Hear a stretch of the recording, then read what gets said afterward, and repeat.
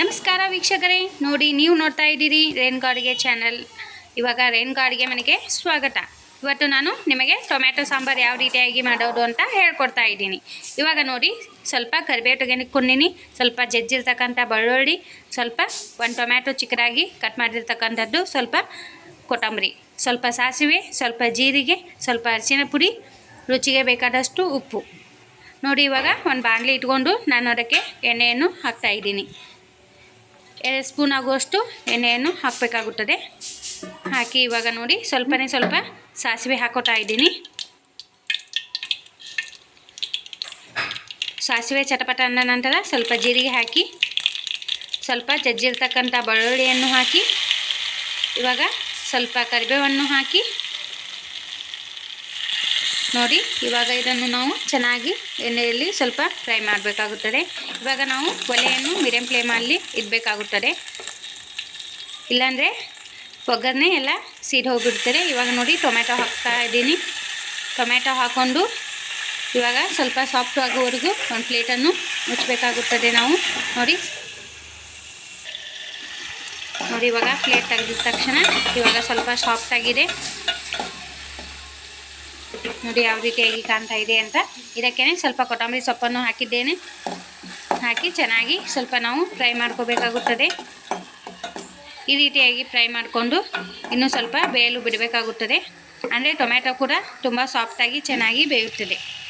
ನೋಡಿ ಇವಾಗ ಯಾವ ರೀತಿಯಾಗಿ ಬೇಯಿದೆ ಅಂತ. ಇದಕ್ಕೆ ಉತ್ತರ ಕರ್ನಾಟಕದ ಮಸಾಲೆ ಖಾರವನ್ನು ಹಾಕ್ತಾಯಿದ್ದೀನಿ. ನೋಡಿ ಮಸಾಲೆ ಖಾರವನ್ನು ಹಾಕಿ ಸ್ವಲ್ಪ ಅರಿಶಿನ ಪುಡಿ ಕೂಡ ಹಾಕೋತಾ ಇದ್ದೀನಿ. ನೋಡಿ ಇವಾಗ ಇದನ್ನು ಸ್ವಲ್ಪ ಚೆನ್ನಾಗಿ ಫ್ರೈ ಮಾಡ್ಕೋಬೇಕಾಗುತ್ತೆ. ಈ ರೀತಿಯಾಗಿ ಫ್ರೈ ಮಾಡಿಕೊಂಡು ಇದಕ್ಕೆ ರುಚಿಗೆ ಬೇಕಾದಷ್ಟು ಉಪ್ಪನ್ನು ಕೂಡ ಹಾಕೋತಾ ಇದ್ದೀನಿ. ಎಷ್ಟು ಬೇಕಾಗುತ್ತಲ್ಲ ಅಷ್ಟು ಸಾಂಬಾರು ನೋಡಿ ಹಾಕೋಬೇಕಾಗುತ್ತದೆ. ನೋಡಿ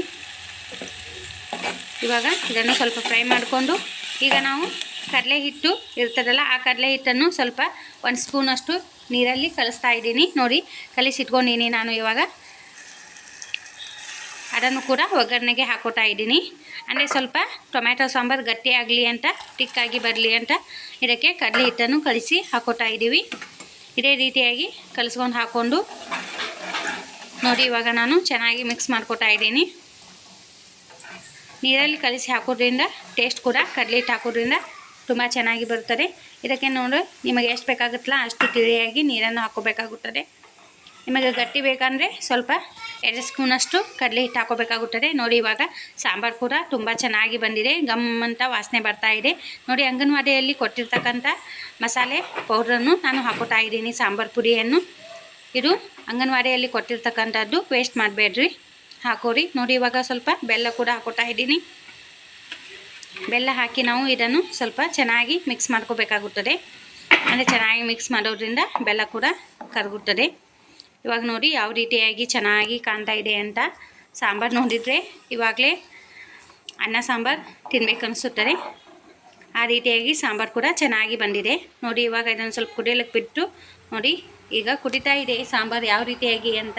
ಇದನ್ನು ಸ್ವಲ್ಪ ತಿಕ್ಕಾಗಿ ನೀವು ಕುದಿಸ್ಕೋಬೇಕಾಗುತ್ತದೆ. ನೋಡಿ ನಾನು ಇದಕ್ಕೇ ಸ್ವಲ್ಪನೇ ಕೊತ್ತಂಬರಿ ಸೊಪ್ಪಿಟ್ಟು ಅದನ್ನೇ ಹಾಕಿದ್ದೇನೆ. ನೀವು ಬೇಕಿದ್ದರೆ ಇನ್ನೊಂದು ಸ್ವಲ್ಪ ಕಟ್ ಮಾಡಿ ಹಾಕೋಬೋದು. ನೋಡಿ ಯಾವ ರೀತಿಯಾಗಿ ಸೂಪರಾಗಿ ಚೆನ್ನಾಗಿ ಬಂದಿದೆ ಅಂತ ಸಾಂಬಾರು. ಈ ರೀತಿಯಲ್ಲಿ 2 ನಿಮಿಷದಲ್ಲಿ ನೀವು ಮಾಡ್ಕೋಬಹುದು ಟೊಮ್ಯಾಟೊ ಸಾಂಬಾರನ್ನು. ನೋಡಿ ತರಕಾರಿ ಇದಕ್ಕೆ ಬೇಕಾಗಲ್ಲ, ಬೇಳೆ ಬೇಕಾಗಲ್ಲ. ನೋಡಿ ಈ ರೀತಿ ಸಾಂಬಾರು ನಿಮಗೆ ಇಷ್ಟವಾದಲ್ಲಿ ಲೈಕ್ ಮಾಡಿ, ಶೇರ್ ಮಾಡಿ, ಸಬ್ಸ್ಕ್ರೈಬ್ ಮಾಡಿರಿ. ಮತ್ತು ಬಾಜು ಬೆಲ್ ಬಟನನ್ನು ಆನಂತ ಒತ್ತಿ. Thank you. ಧನ್ಯವಾದಗಳು ಫ್ರೆಂಡ್ಸ್.